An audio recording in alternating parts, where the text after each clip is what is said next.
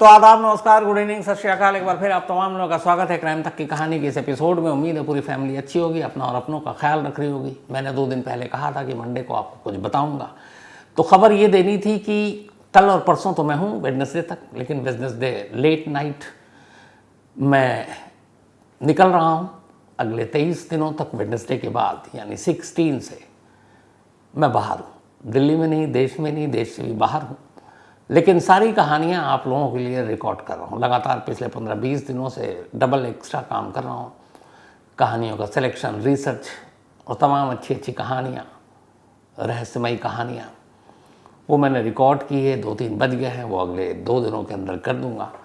तो मैं बेशक 23 दिनों तक नहीं रहूँगा, लेकिन 23 दिनों तक पाबंदी से हर रोज़ उसी वक्त रात 9 बजे आपकी जो कहानियाँ हैं वो आपके सामने होंगी और आप कहानियाँ सुनते रहेंगे। हो सकता है बीच में 3-4 कहानियाँ मैं आपको बाहर जहाँ जा रहा हूँ वहाँ लोकेशन से भी सुना दूँ। बस ये होगा फ़र्क कि इस दौरान में अगले 22-23 दिनों में कहानियों के साथ वो बर्थडे विशेज़ और मैरिज एनिवर्सरी विशेष और आपके सवाल जवाब शायद न ले पाऊँ, क्योंकि सारी कहानी रिकॉर्ड करके जा रहा हूँ। तो ये तो हो गई पहली खबर। दूसरी खबर ये है कि क्राइम तक फैमिली के बहुत सारे मेंबर अमेरिका में रहते हैं। तो मैं 16 से लेकर 10 जून तक अमेरिका में हूँ।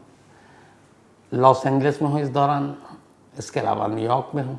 और इंडिया पाकिस्तान का मैच है वर्ल्ड T20 का 9 जून को। तो न्यूयॉर्क में बहुत सारे हमारे लोग हैं, तो वहाँ उनसे मुलाकात होगी। और अगर हमारी क्राइम तक फैमिली मेम्बर में किसी के पास 3 टिकट हो तो ज़रूर बताइएगा।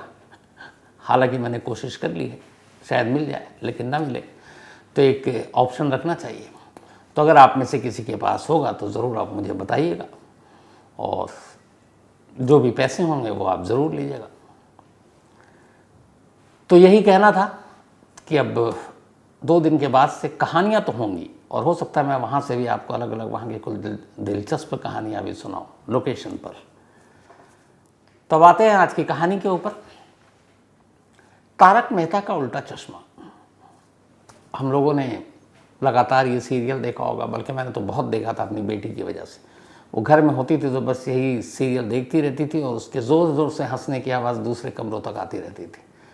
तो जब भी पढ़ाई लिखाई तो बचपन में कम ही होता था, स्कूल अब नर्सरी और केजी और 4th 5th 6th तक, तो उसका ये फेवरेट पसंदीदा शो था। और उसके चक्कर में अब चूँकि वो बिठा लेती थी तो ये मेरा भी फेवरेट शो हो गया था, तारक मेहता का उल्टा चश्मा।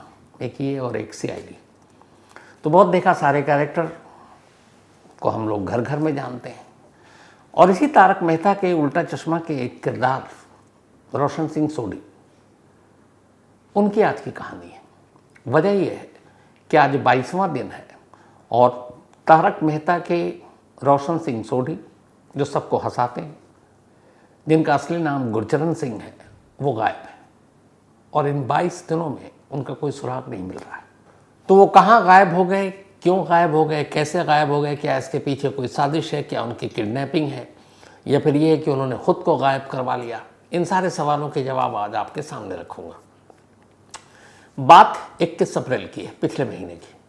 21 अप्रैल को गुरचरण सिंह यानी कि अपने रोशन सिंह सोढ़ी, इनके फादर का बर्थडे था, और ये मुंबई से दिल्ली आए हुए थे। दिल्ली में एयरपोर्ट के करीब एक पालम एरिया है, वहीं पर गुरचरण सिंह जो हैं वो अपने माता और पिता के साथ रहते हैं। पिता का कोरोना के टाइम में सर्जरी हुई थी, तो इसलिए ज़्यादातर वो अपने माँ बाप का ख्याल रखते हैं शुरू से ही। तो 21 अप्रैल को चूँकि बर्थडे था तो वो ख़ास तौर पर मुंबई से आए थे, अपने पिता के साथ रहे। पर उनके पिता ने गौर किया कि गुरचरण सिंह कुछ उदास हैं, कुछ परेशान हैं, और वजह पता नहीं। तो उन्होंने उससे पूछा कि बेटा तुम कुछ परेशान हो, किसी परेशानी में हो, क्या बात है? अगर तुम माँ बाप से नहीं बताओगे तो किसको बताओगे? कुछ अगर ऐसी बात है तो शेयर कर लो। गुरचरण सिंह ने कहा कि ऐसी कोई बात नहीं है, लेकिन हाँ, मैं मुंबई जा रहा हूँ, कल वापस लौटता हूँ और फिर आपको लौटकर सारी बातें बताऊँगा। बस इतनी बात हुई जो उनके फादर ने बाकायदा रिकॉर्ड पर यह बात कही। अब इस बातचीत के बाद 21 अप्रैल को बर्थडे मनाया। नेक्स्ट डे यानी कि 22 अप्रैल की रात ठीक 8:30 बजे रोशन सिंह सोढ़ी यानी गुरचरण सिंह की दिल्ली से मुंबई की फ़्लाइट थी। अब चूंकि पालम में वो रहते थे, पालम से बेहद करीब है इंदिरा गांधी इंटरनेशनल या डोमेस्टिक एयरपोर्ट, तो बहुत ज़्यादा टाइम लगता नहीं है जाने में। तो 8:30 की फ़्लाइट थी, उन्हें निकलना था। और फिर वो घर से निकलते हैं और उनका आखिरी जो फ़ोन कॉल था वो एक्टिव था 9:22 पर रात को, 9:22, वो भी दिल्ली में ही। और दिल्ली में जो लोकेशन था वो डाबरी का इलाका था, साउथ वेस्ट, ये भी एयरपोर्ट के करीब है।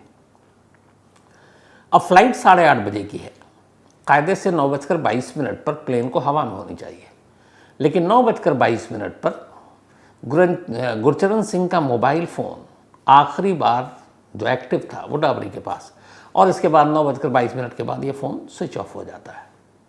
ज़रा सोचिए क्या होगा अगर एक मशीन को शेयर बाज़ार का भगवान मान लिया जाए। कुकू एफएम के ऑडियो लर्निंग प्लेटफॉर्म पर ऐसी एक बेहतरीन कहानी है, गूगल्ड बाय गॉड।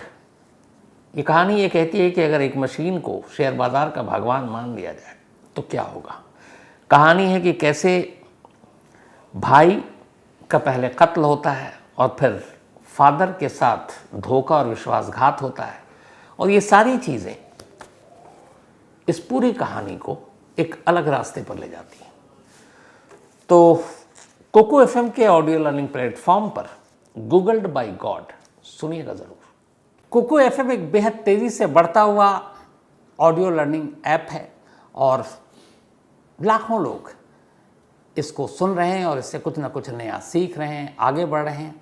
अगर आपने अब तक कोको एफएम की ऑडियो बुक नहीं सुनी है तो अब आपके लिए कोको एफएम ने 7 दिन का फ्री ट्रायल शुरू किया है। इन 7 दिनों के दौरान आप पूरे प्लेटफॉर्म पर कोई भी शो सुन सकते हैं, जिसमें 5000 शो शामिल हैं, बल्कि 5000 से ज़्यादा हैं, बिल्कुल मुफ्त। ऑफ़र बहुत तगड़ी है, तो अपने दोस्तों को और फैमिली मेम्बर्स को भी ये ज़रूर बताना। अब इसके बाद उनका कोई सुराग नहीं मिलता।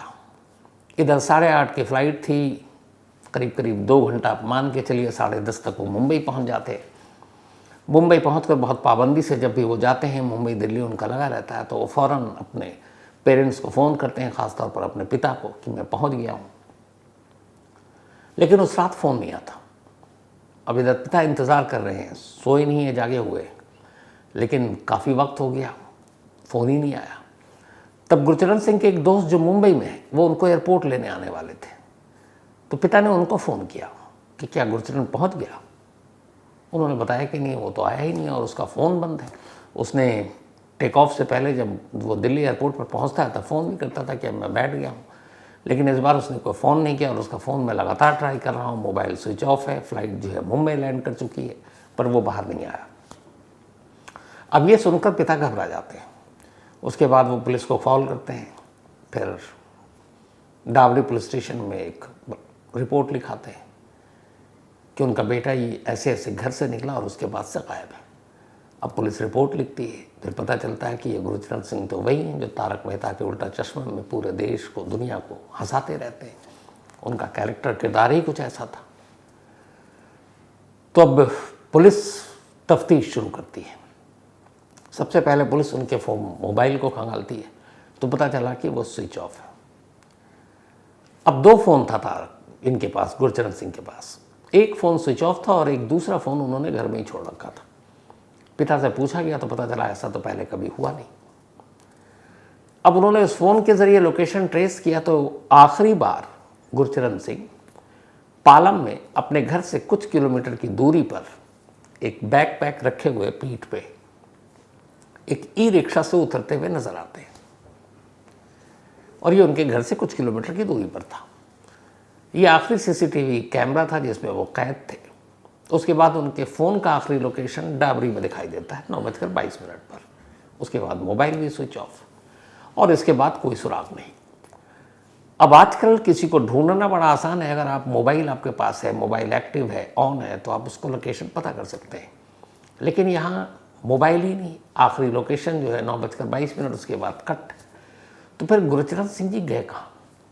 एयरपोर्ट वो पहुँचे नहीं। 8:30 की फ़्लाइट के सारे पैसेंजर्स के डिटेल पुलिस ने देखा, उसमें वो प्लेन में सवार ही नहीं हुए। और बाहर वो डाबरी के पास लोकेशन जो उनका रूट नहीं था, उधर वो 9:22 पर कोई मतलब नहीं था।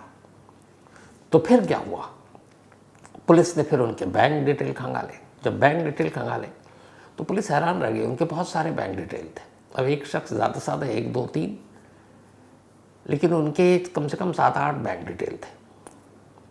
तो पुलिस ने जब बैंक डिटेल खंगाला तो पता चला कि उसी दिन यानी कि 22 अप्रैल को उन्होंने एक बैंक से 14,000 रुपये निकाले हैं, विड्रॉ किए, बस यही है।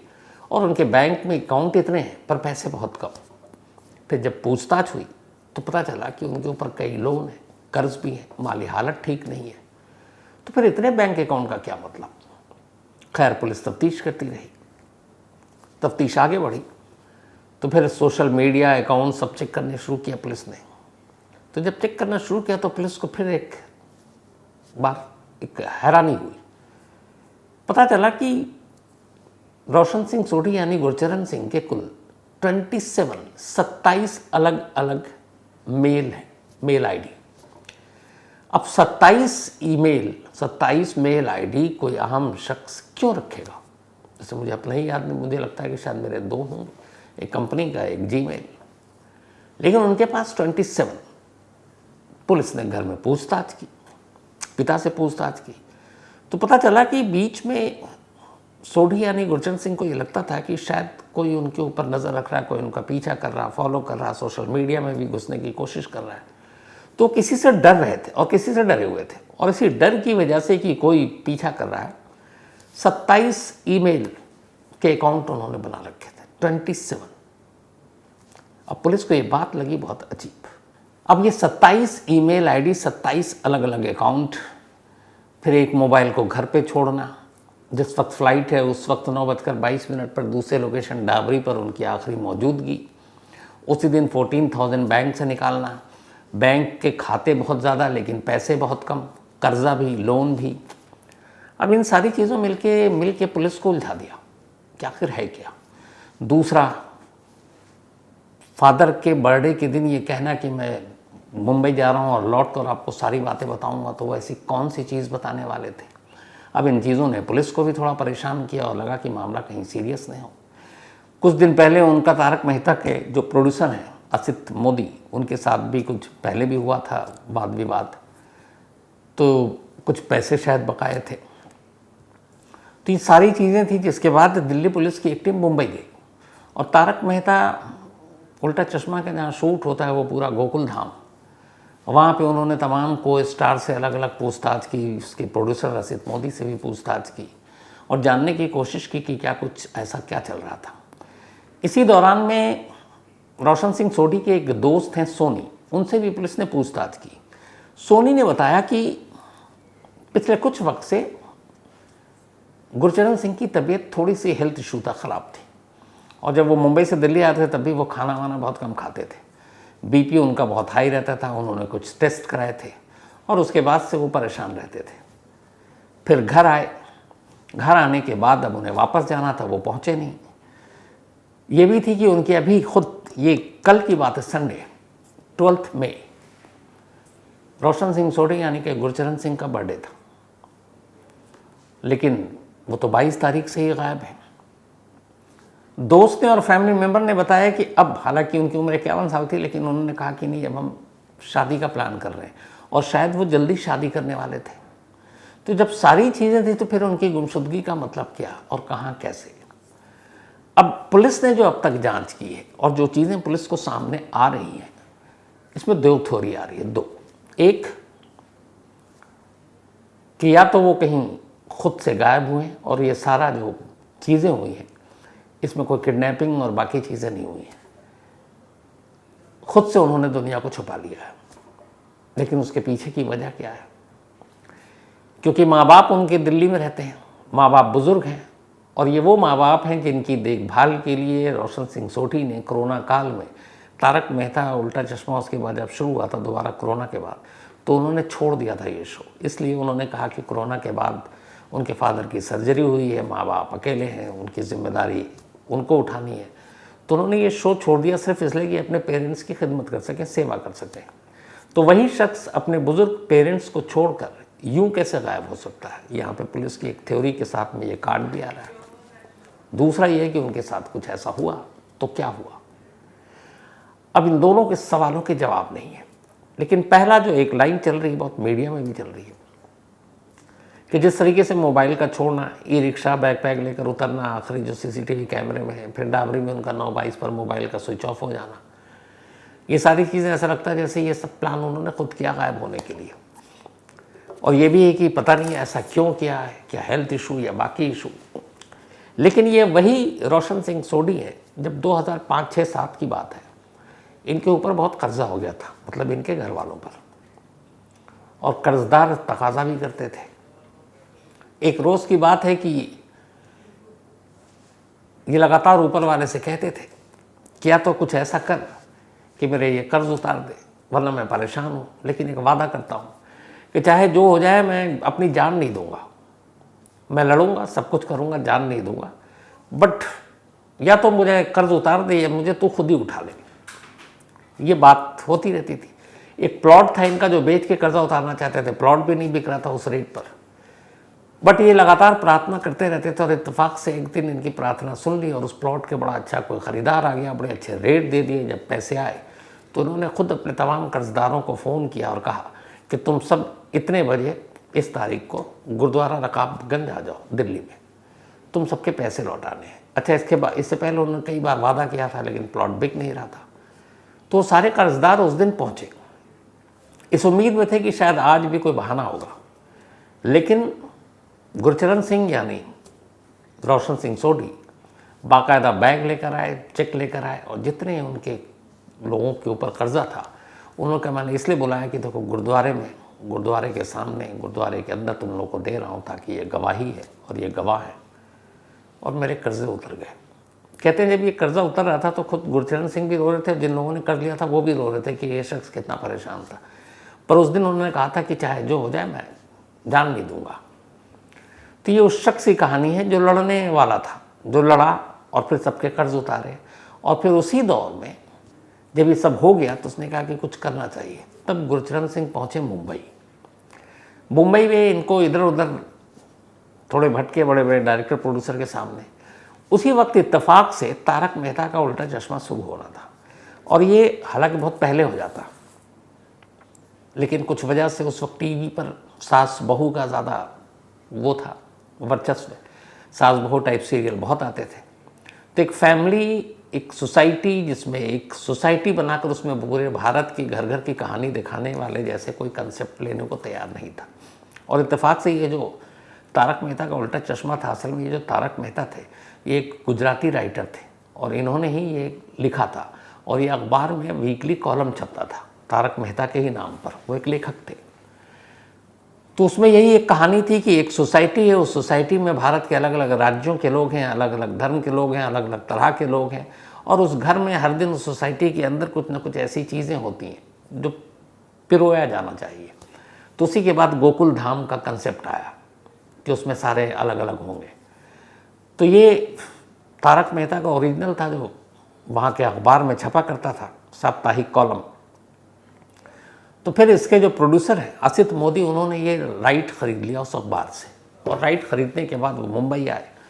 वो ऐसी तारक मेहता का उल्टा चश्मा पर यही सीरीज़ बनाना चाहते थे। कई प्रोड्यूसर कई इधर उधर भटके, लेकिन उस वक्त जैसा मैंने कहा सास बहू और ये सारी चीज़ें थी, उनको लगा कि एक कॉलोनी में हिंदुस्तान दिखाने की जैसी चीज़ें लोग देखेंगे नहीं। तो करीब 7-8 साल तक राइट लेने के बाद भी ये शो बन नहीं पाया। 7-8 साल के बाद फिर चैनल मिला, फिर शो शुरू हुआ, और इसी दौरान इत्तेफाक से रोशन सिंह सोढ़ी का कैरेक्टर था और गुरचरण सिंह मुंबई पहुंच गए। वहाँ उन्हें पता चला, वो ऑडिशन देने चले गए। उन्हें लगा कि पहली बार ऑडिशन दिया, होना तो है नहीं। वो लौट रहे थे तभी फ़ोन आया कि एक बार और आपका ऑडिशन होना है। तो इन्हें लगा कि शायद वो पैसे वैसे कमाने का तक चक्कर है, पैसे मांगेंगे। वो दोबारा गए, लेकिन जब दोबारा गए ऑडिशन दिया तो वहीं सिलेक्शन हो गया और कहा गया कि आपका रोल जो है रोशन सिंह सोढ़ी एक सरदार का रोल है। और इनकी बीवी के तौर पर जिस कैरेक्टर को चुना गया वो जेनिफर थी, और वो घबरा रही थी। लेकिन फिर इनकी जोड़ी ऐसी बनी पर्दे पर कि वो हिट हो गई। उसके बाद तारक मेहता ने रोशन सिंह सोढ़ी को घर घर पहुंचा दिया। लेकिन फिर बीच में करीब 2013 के आसपास कुछ मनमुटाव हो गया प्रोड्यूसर असित मोदी से, तो रोशन सिंह सोढ़ी ने ये इस शो से किनारा कर लिया। इनकी जगह पे एक नया रोशन सिंह सोढ़ी आया, बट लोगों ने उसको पसंद नहीं किया। और इतना दबाव आया कि फिर असित मोदी को वापस गुरचरण सिंह को इस शो में लाना पड़ा और फिर उन्होंने वापस काम शुरू किया। 2008 से लेकर फिर लगातार करते रहे। 2020 में कोरोना ने दस्तक दे दी, शो की शूटिंग रुक गई, सभी कलाकार अपने अपने घर चले गए और उसी में ये भी थे। लेकिन जैसे ही कोरोना के बाद शूटिंग दोबारा शुरू हुई तब गुरचरण सिंह ने कहा कि अब इस शो में काम नहीं करूँगा, इसलिए कि मेरे पेरेंट्स का इशू है, फादर का ऑपरेशन हुआ है और उनकी देखभाल करनी ज़रूरी। तो कोरोना के बाद उन्होंने एक तरह से तारक मेहता से किनारा कर लिया था। हालांकि उनके किनारा करने के बाद और उससे पहले भी फिर तारक मेहता के बहुत सारे लोगों जो स्टार कास्ट थे, मेन जो तारक मेहता का कैरेक्टर कर रहे थे उसमें, उन सब ने ही, शैलेश लोढ़ा और आपके जेठालाल दयाबेन, तो उनमें से दयाबेन वो भी छोड़ गई। बहुत सारे और एक्टर छोड़ गए क्योंकि असित मोदी के साथ कुछ लोगों का मतभेद चल रहा था, जिनमें दिशा वाकानी, शैलेन लोढ़ा, जेनिफर मिस्त्री, खुद अपने रोशन सिंह सोढ़ी की जो वाइफ बनी थी, प्रिया आहूजा, निधि भानुशाली, भव्या गांधी, मोनिका भदौरिया, ये सब इन लोगों ने भी तारक मेहता का ये शो छोड़ दिया। तो पुराना जो तारक मेहता देखने वाले तमाम जो बच्चे हैं जो अब धीरे धीरे बड़े हुए हैं, अब तारक मेहता जो है वो बिल्कुल डिफरेंट है। और उसी तारक मेहता के रोशन सिंह सोढ़ी की ये गुमशुदगी उससे भी ज़्यादा रहस्यमयी है। पुलिस की टीम मुंबई हो आई है, तारक मेहता की तमाम कास्ट, क्रू, प्रोड्यूसर इन सब से पूछताछ कर चुकी है, तमाम उनके बाकी डिटेल्स खंगाले गए हैं, लेकिन अभी तक कोई सुराग नहीं मिला। हालांकि पुलिस, चूँकि हम लोगों ने जो अनऑफिशियली बातें की हैं सोर्सेस से, पुलिस वालों का यही कहना है कि उन्हें इस बात की उम्मीद कम है कि उनका किडनैप हुआ है। तो अगर किडनैप नहीं हुआ तो फिर सवाल ये है कि गुरचरण सिंह ने खुद को ही क्यों गायब करवा लिया, क्या वजह थी। और वो भी वो गुरचरण सिंह जो अपने माँ बाप को सबसे ज़्यादा प्यार करते हैं, और उनके माँ बाप, इन दोनों का बुरा हाल है इस वक्त, ख़ास तौर पर उनके पिता का। और वो लगातार पुलिस से यही गुजारिश कर रहे हैं कि किसी तरह उनके बच्चे को ढूंढ के ले आओ। तो हम सब की भी यही दुआ है कि हमारे रोशन सिंह सोढ़ी, जिन्होंने इतने बरसों तक हम लोगों को हंसाया है, वो ठीक ठाक हों, बाहिफाजत घर लौट आए और सब कुछ ठीक हो। तो इसी दुआ के साथ फिलहाल कहानी में इतना ही। लेकिन कहानी ख़त्म करूं उससे पहले वही अपना सिलसिला। आज हमारे दो ख़ास सहयोगी, एक गोपाल शुक्ला जी और एक संजय शर्मा साहब, इन दोनों का जन्मदिन है।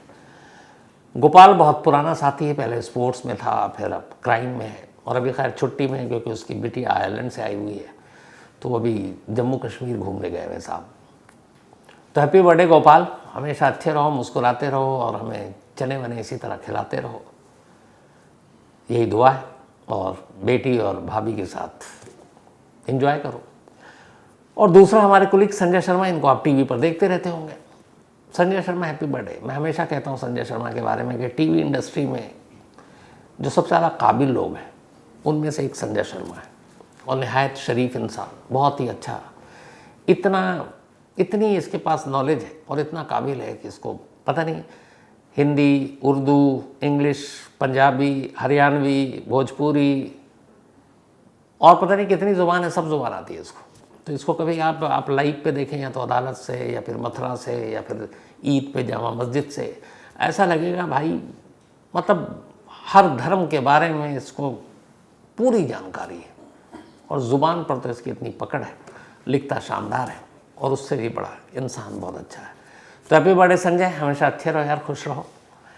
इसके अलावा आज ध्रुविन डेबारिया, ये यूके यानी कि ब्रिटेन से हैं, इनका भी जन्मदिन है, तो हैप्पी बर्थडे ध्रुविन। भुवीन डोबारिया, इनका बर्थडे है, तो हैप्पी बर्थडे भुवीन साहब, ये यूके में रहते हैं यानी कि ब्रिटेन में। नितेश कुमार, इनका भी आज जन्मदिन है, तो हैप्पी बर्थडे नितेश, और ये भेजा है मैंग कुमार रे ने। अब्दुल रहमान का भी आज बर्थडे है, तो हैप्पी बर्थडे अब्दुल रहमान, और ये अली हसन के बेटे हैं। और get well soon Abdul Rahman, आप जल्दी अच्छे हो जाएं। प्रिया मिश्रा का भी आज बर्थडे है, तो हैप्पी बर्थडे प्रिया, और ये भेजा देवेंद्र पांडे ने है। साथ ही अमित का भी आज जन्मदिन है, तो हैप्पी बर्थडे अमित, भेजा नीतीश कुमार सिंह ने है। करुणा शर्मा जी का भी आज जन्मदिन है, तो हैप्पी बर्थडे करुणा जी, और ये भेजा है सलोनी शर्मा और कृष्णा वशिष्ठ ने। साथ ही शिवम गुज्जर का भी आज बर्थडे है, तो हैप्पी बर्थडे शिवम, भेजा उदम गुज्जर ने है। दिव्या आकृति का भी आज बर्थडे, तो हैप्पी बर्थडे दिव्या। भेजा सोनू कृष्ण है। साथ ही रोहित साहू, इनका भी जन्मदिन, तो हैप्पी बर्थडे रोहित। भेजा एकता कश्यप ने है। यश शर्मा उर्फ नन्नू, इनका भी बर्थडे है, तो हैप्पी बर्थडे यश। भेजा है बसंत शर्मा ने, and thank you so much आपके मेल के लिए। रीता गुप्ता जी और मनोज कुमार गुप्ता जी की मैरिज एनिवर्सरी, आप दोनों को बहुत बहुत बधाई। साथ ही आज भाविका धोत्रे और हर्ष धोत्रे जी की भी एनिवर्सरी है, तो आप दोनों को भी बहुत बहुत बधाई। शिल्पी सिंह और उमा खान जी, इन दोनों की भी मैरिज एनिवर्सरी, आप दोनों को भी बहुत बहुत बधाई। भेजा है नेहा पाठक ने। साथ ही राबिया और शाहरुख खान, इन दोनों की भी आज एनिवर्सरी है, आप दोनों को भी बहुत बहुत बधाई। इसके अलावा आज पूर्वी गजभिये और प्रफुल्ल गजभिये, इन दोनों की एनिवर्सरी है, तो पूर्वी जी और प्रफुल्ल जी, आप दोनों को बहुत बहुत बधाई। भेजा है, इनके बच्चे हैं दो, आद्वे और आयांश। संतोष कुमार कुल्लू अन्नी से हैं ये, thank you so much. Harsh Patel, thank you so much आपका। शुभम सखारे, एक कहानी की फरमाइश की है। इसके अलावा गुड्डू अंसारी, इन्होंने कहा है कि लाश को आप कहानी में जब कहते हैं लाश की जगह आप डेड बॉडी कहिए, क्योंकि सोते में डर लगता है। ठीक है गुड्डू साहब, आइंदा यही कहूँगा। Firoz Azmi, thank you so much. इसके अलावा किशोरी ठाकुर काठमांडू से, and thank you so much आपका भी। तो लास्ट में आपको वापस एक बार फिर से याद दिला दूं कि डिस्क्रिप्शन में जो लिंक है वहाँ कुकू FM डाउनलोड करके कुकू FM ने 7 दिन का फ्री ट्रायल शुरू किया है। इन 7 दिनों के दौरान आप पूरे प्लेटफॉर्म पर कोई भी शो सुन सकते हैं, जिनमें 5000 शो शामिल हैं, बल्कि 5000 से ज़्यादा हैं बिल्कुल मुफ्त। तो कहानी में आज इतना ही। अब आपसे मुलाकात होगी कल रात 9 बजे किसी नई कहानी के साथ। तब तक अपना और अपनों का ख्याल रखिएगा। Thank you very much.